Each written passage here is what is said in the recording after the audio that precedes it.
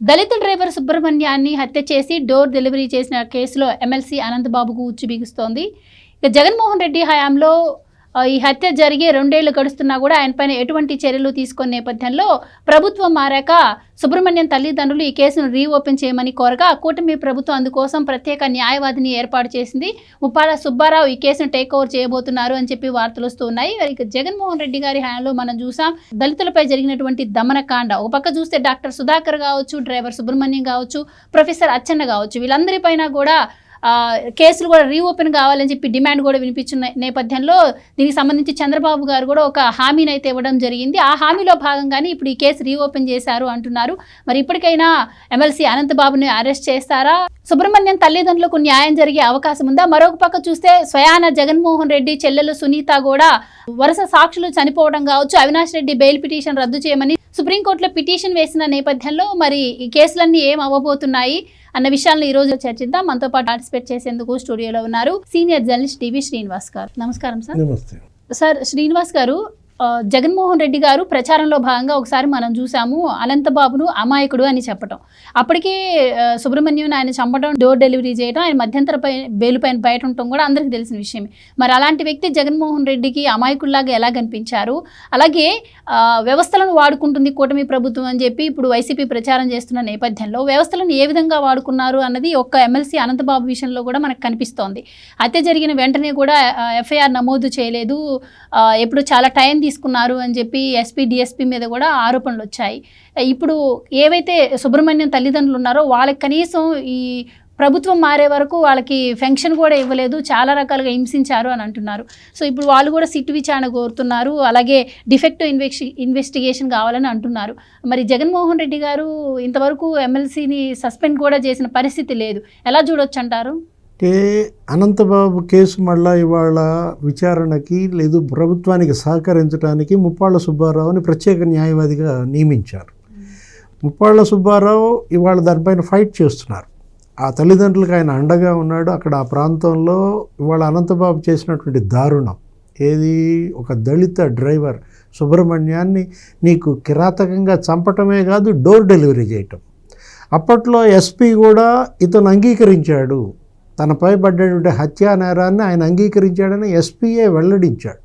నేను చంపాను అని చెప్పి ఒప్పుకున్నటువంటి అనంతబాబుని జగన్మోహన్ రెడ్డి తన పక్కన పెట్టుకుని తిరగటం, ఎన్నికల ప్రచారంలో వాడుకోవటం అంటే అతను ఒక భయానకం. ఆ ప్రాంతంలో అక్కడున్న ఏజెన్సీ ఏరియాలో, అక్కడ ఉన్నటువంటి తూర్పుగోదావరి కావచ్చు, లేకపోతే రాజమండ్రి, అక్కడ ఉన్నటువంటి ఆ ఈస్ట్ గోదావరి ఏజెన్సీ ఏరియాలో గిరిజనుల్ని బెదిరించడం, వాళ్ళ యొక్క భూములు కబ్జా చేయటం, అక్కడ రంగురాళ్ల వ్యాపారం, అంటే అతను ఎలా కొల్లగొట్టాడు, పైపెచ్చు ఎలా బీసీ ఎస్సీ ఎస్టీ ఈ బడుగు బలహీన వర్గాలను ఎలా అణిచేశాడు. ఇది పరాకాష్ట. ఏది, డ్రైవర్ని చంపి డోర్ డెలివరీ చేయటం అనేది.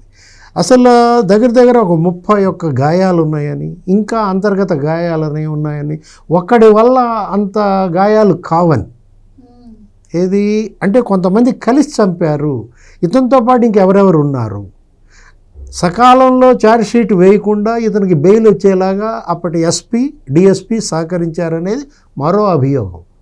అంటే ఎవరైతే పోలీస్ అధికారులు ఇవాళ అనంతబాబుకి సహకరించారో వాళ్ళపైన కూడా ఇవాళ ఎంక్వైరీ జరగాలి.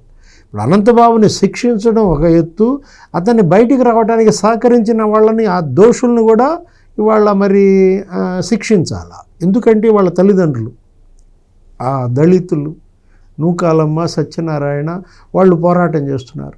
ఈ హత్య జరిగి రేపు 19వ తారీఖు మే 19కి నీకు దగ్గర 4 ఏళ్ళు, అంటే 3 ఏళ్ళు అయినా కూడా ఇప్పటికీ అది అలా అతను చలామణి అవుతున్నాడంటే, ఎమ్మెల్సీగా పెద్దల సభలో కూర్చుంటున్నాడంటే మన మధు గారు చెప్పినట్టుగా వీడియో కాల్స్, ఆ మధ్య ఏంటి అతను న్యూడ్ వీడియో కాల్స్ కూడా మళ్ళీ అప్పట్లో పెద్ద వార్త అయింది.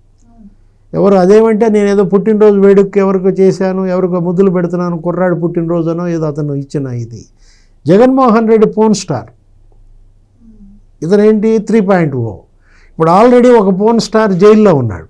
ఎవరతను 1.0, ఎవరు, గోరంట్ల మాధవ్. ఆ కేసులో కాకపోవచ్చు, అప్పట్లో గోరంట్ల మాధవ్ అతని వీడియో న్యూడ్ కాల్స్ ఎలా అసలు దేశంలో ఉన్నటువంటి ఎంపీల వాట్సాప్ గ్రూప్లో పడి గబ్బు అయింది. అతనేది మొన్న చేబ్రోలు కిరణ్పై దాడి కేసు, అసలు చంపటానికి ప్రయత్నించటం. ఒక ఎంపీగా ఉన్నటువంటి వ్యక్తి అసలు న్యూడ్ వీడియోలు చేయటం ఏంటి, లేకపోతే ఈ విధంగా అసలు పోలీస్ అధికారి అతను పోలీసులపై దౌర్జన్యం చేయడం ఏంటి అంటే చెంప చెళ్ళు అనిపించినట్టున్నారు అతను అక్కడే కొంతమంది పోలీసులు. కానీ ఇవాళ అతను 307 కింద జైల్లో ఉన్నాడు.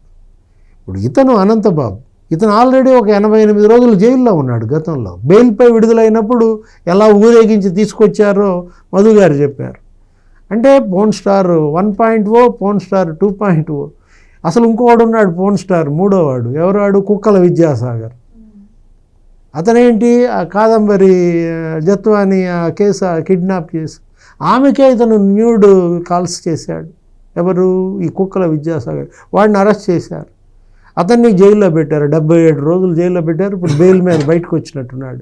అంటే జగన్మోహన్ రెడ్డి అతన్ని పెనమలూరు వైసీపీ అభ్యర్థిగా నిలబెట్టారు. టికెట్ ఇచ్చారు అతనికి. ఎవరికి? కుక్కల విద్యాసాగర్కి. ఇలాంటి వాళ్ళు జగన్మోహన్ రెడ్డి అభ్యర్థులు. మీరు అన్నారు మంచోళ్ళు.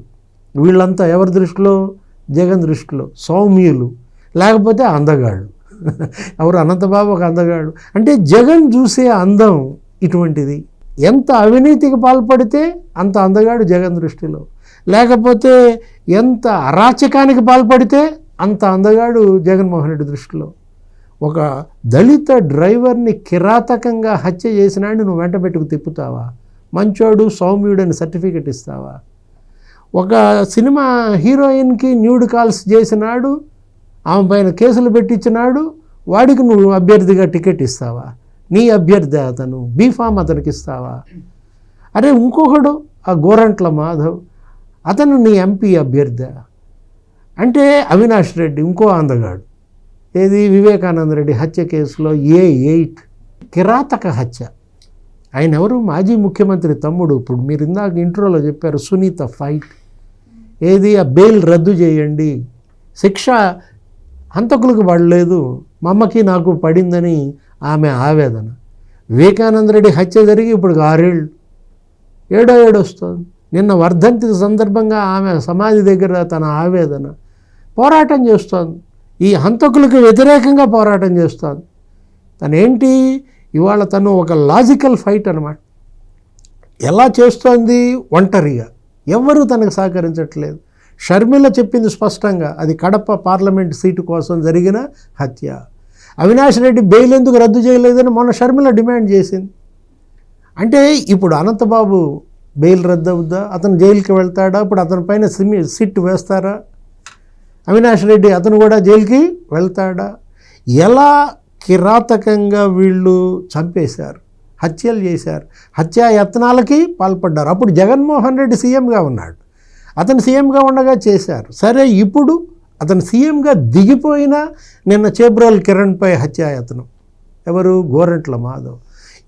ఈ క్రిమినల్ గ్యాంగ్ని జగన్మోహన్ రెడ్డి ఎలా పెంచి పోషిస్తున్నాడో మనకు కనపడుతోంది.